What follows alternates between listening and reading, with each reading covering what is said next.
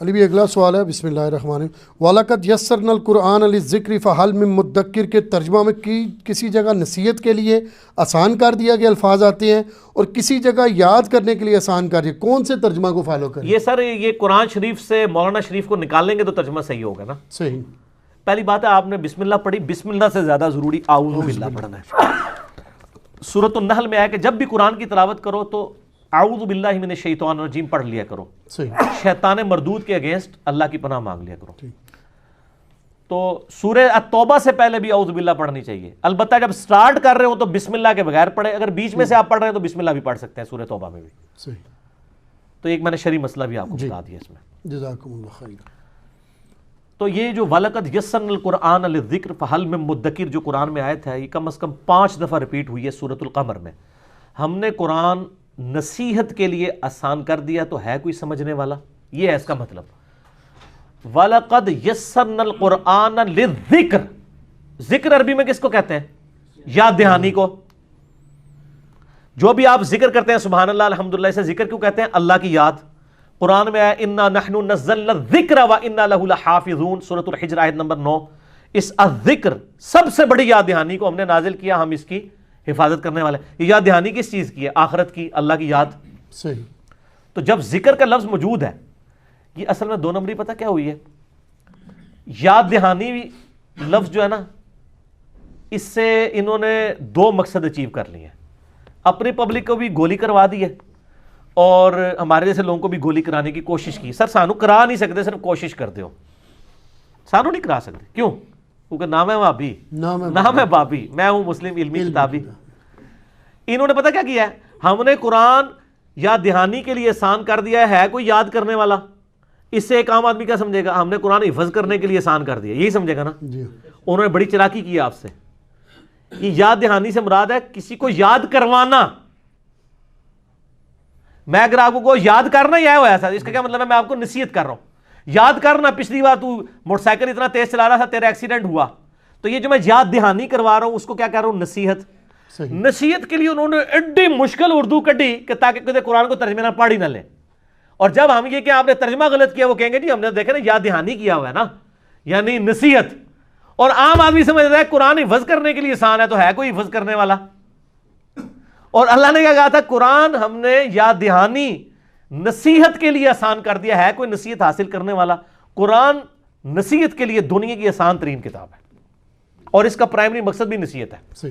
باقی جو مسائل ہیں وہ تو عام بندے کی ضرورت، ہر بندے کی نہیں ہوں گے، کسی کسی کے ہوں گے۔ اگر آپ کہیں گے ایک عالم جو ہے وہ مجھے ایمبریولوجی سمجھانا شروع کر دے قرآن سے، یا جیولوجی، وہ تو پھر سمجھا بیٹھا، ٹھیک ہے نا؟ لیکن ایک عام آدمی بھی جو اردو پڑھ سکتا ہے وہ آپ کو بتا سکتا ہے قرآن کہتا ہے کہ دنیا کی زندگی عارضی ہے، اصل زندگی آخرت کی ہے، نبیوں کی پیروی کرو، ماں باپ کی اطاعت کرو، اسی طریقے سے زنا سے بچو، چوری سے بچو، یہ سارے کے ساری چیزیں تو عام آدمی بھی نصیحت والی۔ تو یہ قرآن میں یہ جو آیت کا ترجمہ ہے، نصیحت کے لیے قرآن آسان کر دیا۔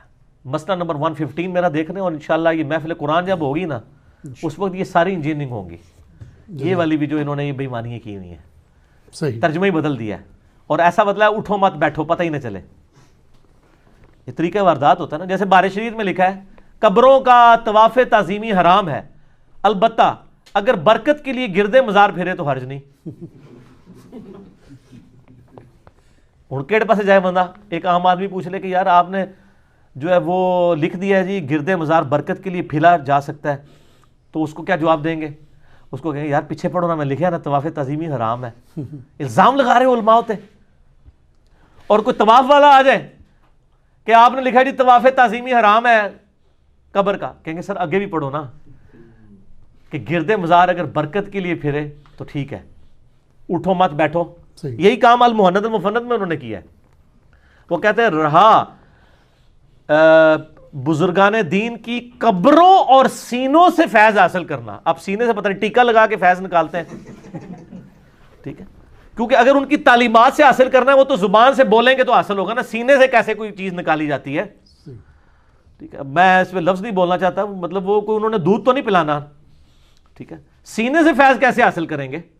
سینے سے مراد یہ ہے کہ وہ جب جفی ڈالیں گے اور سارا علم ٹرانسفر کر دیں گے، وہ یہ کہنا چاہ رہے ہوتے ہیں۔ تو لکھا ہے کہ رہا قبروں اور سینوں سے فیض تو ہم اس کو جائز سمجھتے ہیں، مگر خواص کے طریقے سے، اس طریقے سے نہیں جس طرح عام بندے کرتے ہیں. کتنی بڑی انجینئرنگ کرنے کی کوشش کی ہے، لیکن سر تسی انجینئر تے آئے نہیں ہو، تسی انجینئرنگ کر ہی نہیں سکتے. تواڈے نال انجینئرنگ ہوئے گی انشاءاللہ تعالی 22 نمبر مرتبان دے ذریعے. احمد دیوا تہاڈا شرار بھی سنا دینا ہے 22 نمبر مرتبان والا. اچھا تو یہ کس طرح کہ جب کوئی شخص جائے گا اور کہے گا جی آپ نے کیا لکھ دیا قبروں سے فیض، یہ تو بریلویوں والا کام ہے، وہ کہیں گے سر آپ دیکھیں ہم نے لکھا ہے کہ عام طریقے سے جو ہو رہا ہے نا وہ غلط، ہم بھی اس کو کہتے ہیں. یہ خاص طریقے سے. خاص طریقہ کیڑا ہے وہ میں پھر دسیا ہے. بس میں نے ریسرچ پیپر نمبر 6 لکھا ہے کہ اشرف تھانوی صاحب کے ایک پیر بھائی تھے، وہ ان کی قبر کے اوپر اشرف تھانوی صاحب کہتے ہیں جا کے کہتے تھے اور قبر سے ان کو روزانہ ایک روٹی مل جایا کرتی تھی. میں نے سارے واقعات پھر لکھے ہیں. یہ نہیں بتاتے تھے، ہم نے کہا آپ کے خواص کے طریقے کے آپ کو خواص بتا دیتے ہیں. ریسرچ پیپر نمبر 6 پڑھ لیں کہ آپ کے بزرگ بھی اسی طریقے سے فیض حاصل کرتے تھے جس طرح عوام کرتی ہے. اچھا تو اس میں وہ ایک یہ بھی لکھا ہے کہ قاسم نوتوی صاحب جب کسی قبر پہ جاتے اور کوئی نہ دیکھ رہا تھا تو کہتے ہیں کہ اس بزرگوں کو قبر والے کو مخاطب کر کہتے ہیں حضور ہمارے لیے دعا کریں. سر یہ جو آپ کہہ رہے تھے نا اس وقت ایک بندے نے دیکھ لیا تھا، اس نے کتاب میں بھی لکھ دیا ہے. آپ کی ایک اس نے خفیہ ویڈیو بنا لی تھی. یہ پھر اس نے ہی لکھا ہے جس نے دیکھا ہے کہ جب کوئی نہ دیکھ رہا ہوتا انہیں کہا میرا بندہ دیکھ رہا ہے اور ان کو پتہ نہیں لکھ دینا ہے بھائی ساڑھے گاٹے فٹ ہو جانا ہے، انجینئرنگ ہو جانی ہے. سر یہ ریسرچ پیپر نمبر 6 ہے، قبروں سے فیض کے عقیدے کا تحقیقی جائزہ، اہل سنت پاک.com سے ڈاؤن لوڈ کر کے پڑھیں. تو جب کوئی کہہ دے کہ جناب یہ آپ نے کیا لکھ دیا، وہ کہیں گے جی ہم نے تو لکھا نا خواص کے طریقے سے، یہ تو بریلوی تو مشرک ہیں، یہ جو کرتے ہیں غلط ہے، ہم نہیں اس کو مانتے. میں نے اس میں بتایا کہ انہوں نے لکھا ہے کہ قاسم نوتوی صاحب نے 6 سال کے بعد مرنے کے قبر سے نکل کے دیوبند مدرسے میں آ کے 2 مولویوں کی صلح کرا کے دوبارہ قبر میں چلے گئے. جی یہ خواص کا طریقہ ہے سر، یہ عام آدمی تو سوچ بھی نہیں سکتا. یہ خواص کا طریقہ بھی انہوں نے لکھا ہے. عام او خواص کا طریقہ عوام سے بھی زیادہ بدتر ہے. ٹھیک ہو گیا. تو یہ سارے واقعات انہوں نے لکھے میں انشاءاللہ تعالی اس کی بھی انجینئرنگ کبھی ہم نے ریسرچ پیپر میں تو کر دی ہوئی ہے. اب اگر کوئی بندہ چلا گیا اور وہ کہے کہ جی آپ تو بزرگوں کو نہیں مانتے ہیں، یہ آپ دیکھیں آپ نے لکھا ہے کہ جی جناب ہم بزرگوں سے یعنی یہ جو عوام الناس طریقہ سے کر رہی ہے غلط ہے، تو اس کو کہیں دیکھیں ہم نے لکھا ہے جائز بھی ہے. ہم بالکل ہم وابی نہیں ہیں. المحنت کا پورا ٹاپک یہ ہے کہ ہم وابی نہیں ہیں، ہمیں وابی نہ کہو. سر اسی بھی وابی بھی نہیں ہے، نہ اسی بابی ہیں، آپ بابی ہیں. آپ کو لکھنا چاہیے تھا ہم بابی ہیں، ٹھیک ہے، لیکن ہم تو نہ وابی نہ بابی، نہ میں وابی نہ میں بابی، میں ہوں مسلم علم کتابی.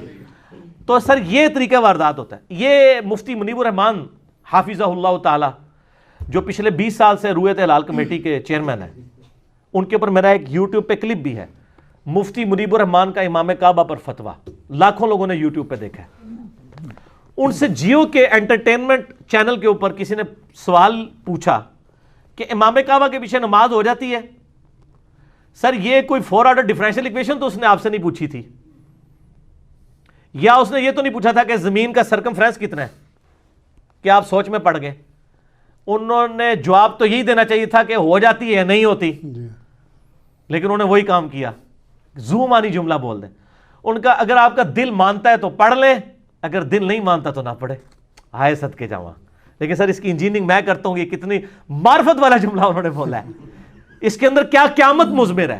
اس کا جواب یہ ہونا چاہیے تھا کہ ہو جاتی ہے نماز. اس کا جواب تو یہ ہونا چاہیے تھا یار خانہ کعبہ شریف کا امام ہے پڑھ لو، یا یہ کہہ دو کہ وہ نجدی گستاخ ہے اس کے پیچھے نہیں ہوتی. لیکن جواب ایسے دیا دونوں پارٹیاں خوش. کس طرح؟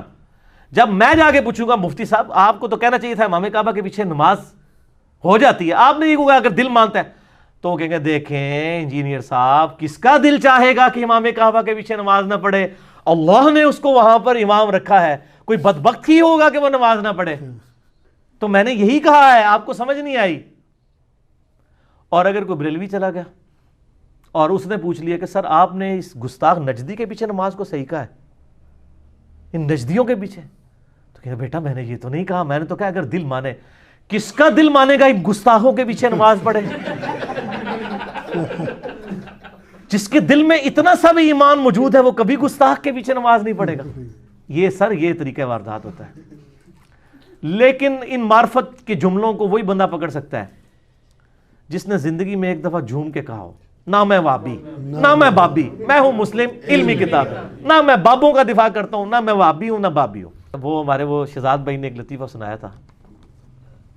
کدھر تھی؟ کراچی تھی وہ شیعہ کی مسجد ایک شیعہ بھائی جو ہیں وہ دیوبندیوں کی مسجد میں نماز پڑھنے کے لیے چلے گئے، تو مسجد تھی وہ سٹانچ قسم کے دیوبندیوں کی نا. اب آپ کو پتہ ہے شیعہ رفع الیدین سے نماز پڑھتے ہیں اور ہاتھ چھوڑ کے، حنفی جو ہے بغیر رفع الیدین کے پڑھتے ہیں اور ہاتھ نیچے باندھ کے. اب جس شیعہ نے پہلے نہ دیکھا ہو کہ حنفی کس طرح نماز پڑھتے ہیں تو وہ کہے گا یار یہ کس طریقے سے نماز پڑھ رہا ہے، اور جس حنفی نے نہ دیکھا ہو شیعہ کس طریقے سے نماز پڑھتے ہیں تو وہ کہے گا یار یہ کس طریقے سے نماز پڑھ رہا ہے. تو وہ بندہ جب نماز پڑھ کے فارغ ہوا تو اس کو 5-6 وہ داڑیوں والے بڑے بڑے وہ پرنوں والوں نے گھیر لیا اور کہا جی اے تو کس طرح نماز پڑھ رہا ہے. کہتا میں بھی تمہیں پوچھنے لگا تھا تسی کس طریقے سے نماز پڑھ رہے ہو. کہتا میں بھی آپ سے یہی سوال کرنے لگا تھا کہ تسی کس طریقے سے نماز پڑھی ہے. ٹھیک ہے، تو جس طرح آپ سوچ رہے ہیں کسی کے بارے میں تو سر آپ کے بارے میں بھی لوگ یہی کچھ سوچ رہے ہیں.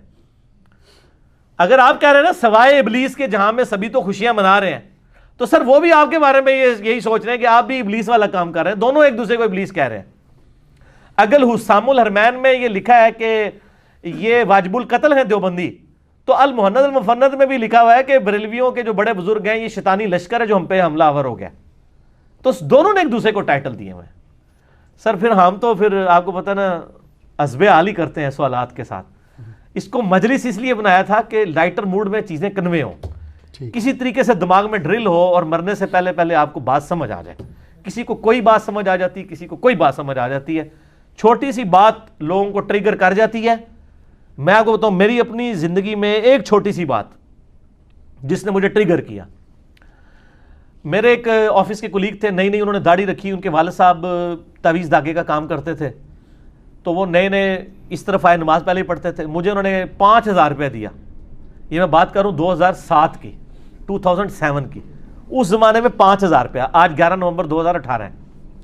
مجھے کہتے ہیں جی میں اب دین کی طرف آیا ہوں تو داڑھی رکھ لیے، لوگ مجھ سے مسائل پوچھیں گے تو آپ نہ مجھے کتابیں دین کے اوپر لا کے دیں، کوئی میں پڑھ لوں تاکہ مجھے مسئلے پہلے ہی پتہ ہوں. تو سارے ہم بھی بابی تھے اس وقت، ٹھیک ہے نا. تو میں نے جناب ان کے لیے بار شریعت خریدی. اچھا جی، اس طریقے سے ملفوظات اعلیٰ حضرت، احکام شریعت، قرآن حدیث نہیں ان کو خرید کے دیا کیونکہ یہ تو ظاہر ڈائریکٹ پڑھنے سے انسان گمراہ ہو جاتا ہے نا. سمجھا کرو نا، تو یہی کہہ رہے ہوتے ہیں نا، ہم بھی یہی کہتے تھے. اچھا تو اس کو کتابیں میں ابھی بھی، وہ بھی میرے ساتھ ہی ریورٹ ہوا ہے نا. ابھی ہم ایک دوسرے کا بڑا مذاق اڑاتے ہیں تو میں اس کو کہتا ہوں تم میرے لیے ہدایت کا سبب بنے ہو. ہوا یہ کہ وہ اس ملفوظات اعلیٰ حضرت میں وہ عبارت آتی ہے نا کہ نبیوں کی بیویاں قبروں میں پیش کی جاتی ہیں، ان کے ساتھ شباشی کرتے ہیں، نعوذ باللہ. یہ عبارت نہ اس نے کہیں پڑھی تو بیچارہ دنیا دار بندہ تھا، اس نے انڈر لائن کر لی. اگلے دن آفس میں آ کے مجھے کہتا ہے یار یہ منو کیڑی کتاب تو لے کے دیتی ہے اللہ دے بندے، دیکھ دیکھ کیا لکھا ہے. میں نے کہا کیا لکھا ہے؟ کہتا نہیں پہلے مجھے بتاؤ اگر کوئی کہے کہ نبیوں کی بیویوں کو قبروں میں پیش کیا جاتا ہے ان کے ساتھ شاباش. میں نے کہا استغفر اللہ، اتنی گستاخانہ بات لکھی ہوئی ہے. تو اس نے نا کہا یہ آپ کے اعلیٰ حضرت نے لکھی ہوئی ہے ملفوظات میں. مسئلہ 71B ہے میرا، انڈیا اور پاکستان کے بزرگوں کی 19 گستاخانہ عبارات کا تحقیقی جائزہ جو سر سینکڑوں نہیں ہزاروں لوگوں کی اصلاح کا سبب ایک لیکچر بنا ہے الحمدللہ. مجھے وہ کہتا ہے یہ دیکھو لکھا ہے. اب جب اس نے کہا نا اعلیٰ حضرت نے لکھا ہے، اب میرے لیے اعلیٰ حضرت سے اختلاف اسی طریقے سے جیسے کیسے کوئی صحابی سے کوئی اختلاف کر دے، اور میں پہلے کہہ بھی چکا ہوا تھا. تو میں نے درمیان کا میں نے کہا یار یہ مس پرنٹنگ ہوگی. وہ کہتا ہے یار مس پرنٹنگ کو چھوڑو، اگر یہ انہوں نے لکھا ہے تو یہ غلط ہے. کہ میں نے کہا غلط ہے، انہوں نے بھی لکھا ہے. بس سر یہ ایک قبولیت کا لمحہ تھا، اللہ نے میری بات سن لی کہ میں غلط کو غلط کہنے کی جرت رکھتا ہوں. جب پہلی دفعہ میرے سامنے آیا میں کتنے دن پریشان رہا کہ یار اتنے بڑے بڑے بزرگ بھی غلطیاں کرتے ہیں.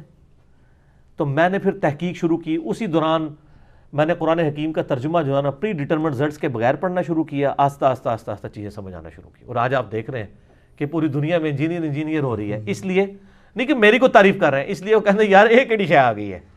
وہ جو انجینئر کا فطرہ اٹھا ہے نا وہ اہل حدیث تو ہم سے زیادہ پریشان ہے. سر تہاڈی پریشانی بھی نظر آ رہی ہے. تو سر وہ ہر گلی سے جو انجینئر نکل رہا ہے وہ اس لیے نکل رہا ہے کہ ہر گلی میں ایسے لوگ موجود ہیں جن کے دماغ میں ڈرل اور ان کو بات سمجھ آ جاتی ہے. ایک جملہ کسی کی زندگی بدل سکتا ہے. آپ دیکھیں نا اوس اور خزرج کی جب لڑائیاں ہوتی تھی یہودیوں کے ساتھ، یہ جنگجو لوگ تھے، ہمیشہ جیت جاتے تھے. تو یہودی کہتے تھے بچو جی اونٹتے تسی جیت جاندے ہو، جب آخری نبی آئیں گے نا ہم ان کے ساتھ ملیں گے، پوری دنیا کو فتح ہم کریں گے، تو پھر ہمارا مقابلہ تم نہیں کر سکو گے. یہ یہودی ان کو تڑی لگاتے تھے. قرآن میں بھی اشارتاً ذکر ہے کہ اس نبی کے آنے سے پہلے سورۃ البقرہ میں تم اس نبی کے وسیلے سے اللہ کی طرف دعائیں کیا کرتے تھے اس حوالے سے کہ اللہ اس نبی کو جلدی جلدی بھیج. اور آج جب وہ نبی آ گیا تو تم پہلے منکر ہو گئے یہودیوں. اچھا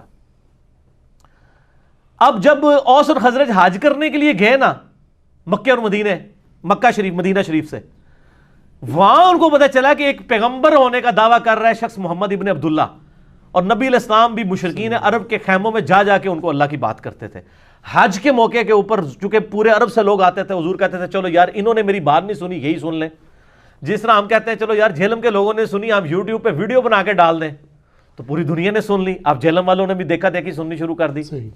اینڈ پہ جس طرح فتح مکہ کے بعد اہل عرب نے بھی اسلام قبول کر لیا, تو نبی علیہ السلام کہتے ہیں چلو یار یہی میری بات سن لیں. اور ابو لہب خبیث پیچھے پیچھے چلتا تھا, وہ کہتا تھا یہ میرا بھتیجا ہے, یہ پاگل ہو گیا, اس کی بات نہ سنو. نبی علیہ السلام پھر بھی ڈٹائی کے ساتھ بات کرتے جا رہے ہیں, پورے ڈٹے ہوئے اپنے اس حق کے اوپر.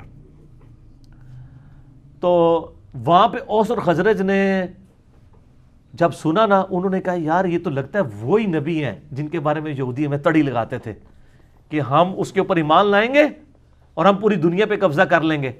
تو انہوں نے کہا پہلے اس سے کہ یہودی ان پر ایمان لائیں, ہم کیوں نہ مسلمان ہو جائیں. وہ ہدایت جو ڈائریکٹلی یہودیوں کی کتابوں میں تھی, وہ انڈائریکٹلی اوس اور خزرج کے لیے اسلام قبول کرنے کا سبب بن گئی, اور یہودی مر گئے. ہائے ہائے ہائے, قرآن کی تفسیر لکھنے والے ایاک نعبد و ایاک نستعین بابوں کو پکارتے مر گئے, ان کا ترجمہ پڑھ کے لوگوں نے اللہ کو پکارنا شروع کر دیا. یہ قسمت کی بات ہے سر. اوس اور خزرج نے اسلام قبول کیا, اور سر رومن اور پرشین امپائر پھر ان لوگوں نے گرائی ہے. اوس کے سردار تھے سیدنا سعد ابن معاذ, جن کے بارے میں بخاری میں حدیث ہے اللہ کا عرش بھی ہل گیا ان کی وفات پہ. غزوہ خندق پہ ان کو تیر لگا تھا نا, عمر سیریز میں سر انہوں نے وہ منظر فلمایا ہے, تو وہ رگ جاری ہو گئی تھی ان کی, تو اسی پہ ان کی شہادت ہوگی. اور سعد ابن عبادہ وہ خزرج کے سردار تھے, جو 155 اصحاب صفا کا کھانا ان کے گھر سے روزانہ جاتا تھا. ٹھیک ہے, حضرت ابو دردہ, حضرت ابو ہریرہ, ان لوگوں کی فائنینشل سپورٹ کرنے والے حضرت سعد ابن عبادہ تھے رضی اللہ تعالیٰ عنہ. تو سر ان لوگوں نے بات کسی اور کو سمجھائی گئی, تبدیلی کہیں اور آ گئی. بک کہاں اور تھی, تبدیلی کہیں اور آ گئی. اس لیے آپ کو کہا جاتا ہے آپ سچی بات کریں تو انشاءاللہ تعالیٰ بات پھیلے گی. ٹھیک ہے جی, اللہ تعالیٰ سے دعا ہے جو حق بات میں نے کہی اللہ تعالیٰ ہمارے دلوں میں راسخ فرمائے. آمین ثم آمین. اگر جس بات میں میرے منہ سے کوئی غلط بات نکل گئی اللہ تعالیٰ ہمارے دلوں سے معاف کر دے, اور ہمیں کتاب و سنت کی تعلیمات پر عمل کر کے دوسرے بھائیوں تک پہنچانے کی توفیق عطا فرمائے. سبحانک اللہم و بحمدک, اشہد ان لا الہ الا انت, استغفرک و اتوب الیک, وما علینا الا البلاغ المبین. جزاکم اللہ خیر.